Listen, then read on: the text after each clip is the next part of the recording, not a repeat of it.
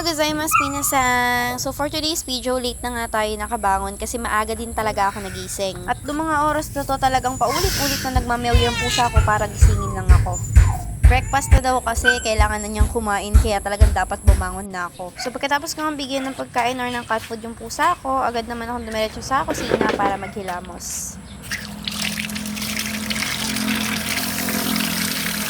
And for today's video, medyo magiging busy tayo. Pero right now, hanap muna tayo ng makakain.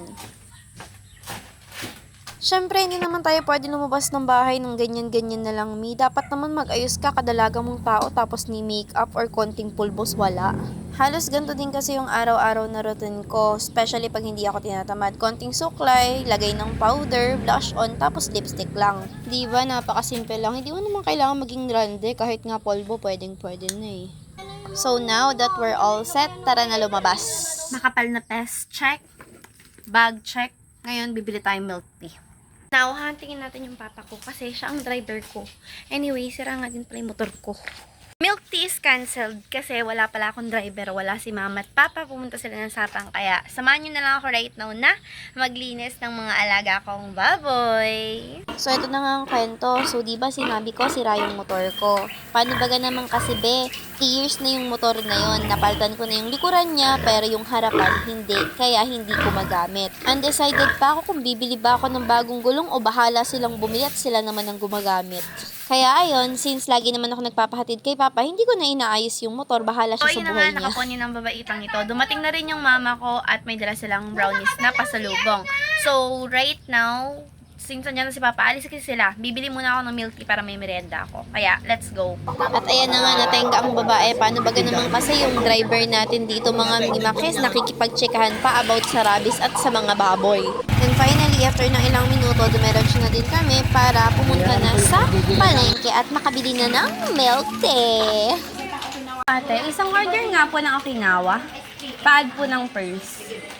Ako lang ba talaga yung mahilig sa milk tea na maraming pearls, be? Kasi literal, ayoko ng milk tea na walang pearls. Para bang hindi kumpleto yung milk tea pag walang pearls.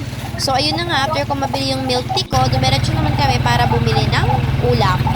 Dito nga pala kami lagi bumibili ng ulam. Kilalang kilala kasi itong lugar na to dito sa amin, which is tinatawag na barbecuehan sa Dipakulaw.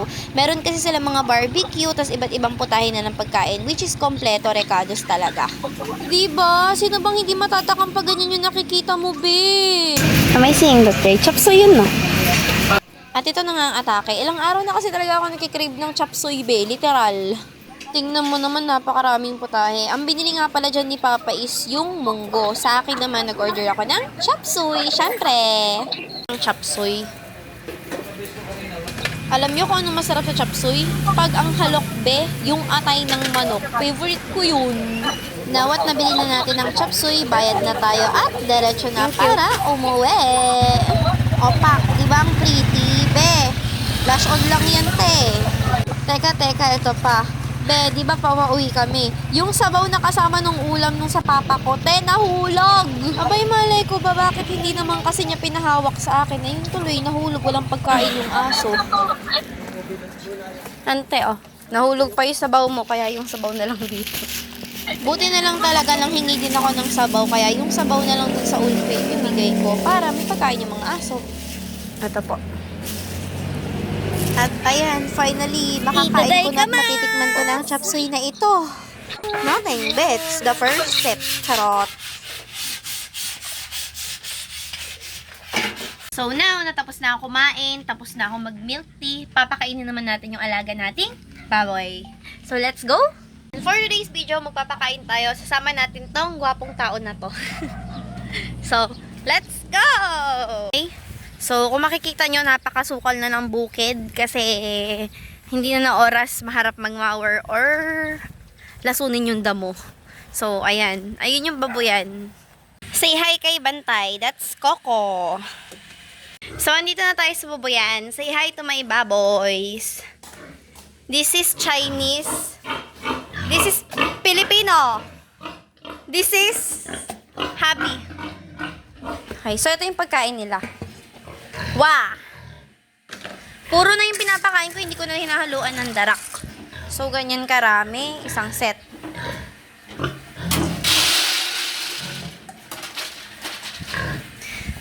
1.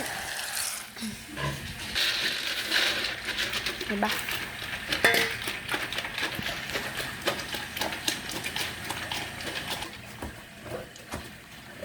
So, ganun lang pa kayo yung mga baboy. Anyway, yung isang baboy ko nga pala dito, yung kulay puti natin, etong si Chinese, ipapa-ultrasound natin siya mamayang hapon para malaman kung buntis na ba talaga siya or hindi pa. So, ito naman, kailangan ko pa siyang obserbahan kasi hindi kasi siya naglalandi. Tinurukan na siya kaso hindi namin sure kung nakakuha ba siya o hindi. Kaya, obserbahan pa siya hanggang 30. Hanggang 30 katapusan. Tapos, how do I say this? Ultrasound ko din siya kung may nakuha. Pag wala, adi papaturukan ko lang din ulit. Anyway, yung pagpapa ay tinatawag nila yung pagpapaturok ng baboy na semen. Ayan. So, ang ginastos ko dun is halos 1.5 isang baboy. Ninagdagan ko pa ng kalahating mangkok yung magkabilang baboy para busog sila. And itong kabila, lalagyan natin ng water para hindi siya uhaw. Just a little bit. That should be enough. Kung itatanong nyo kung bakit nilagyan ko ng tubig yung pagkain ng baboy, kasi nga gagawin silang inahin. Need nila ng magatas or talagang dapat nakakainom sila or masabaw yung kinakain nila para mas magatas pag nanganak. Now, natapos na natin silang pakainin. Bye-bye! Bye-bye! See you later. So, mamayang hapon hindi ko to papakainin kasi kailangan siyang i-ultrasound. Ito lang kakain mamaya. Anyway, bye-bye! Papainamin kay mamaya ng mga kapatid ko. Siyempre, lakad pa uwi ng bahay. Tignan nyo, yung lago ng patolang alaga nila mama, oh. Ayan naman yung mga alaga kong bibe. Ayun naman yung bahay namin. O, diba? Kubo lang, pero napakasimple.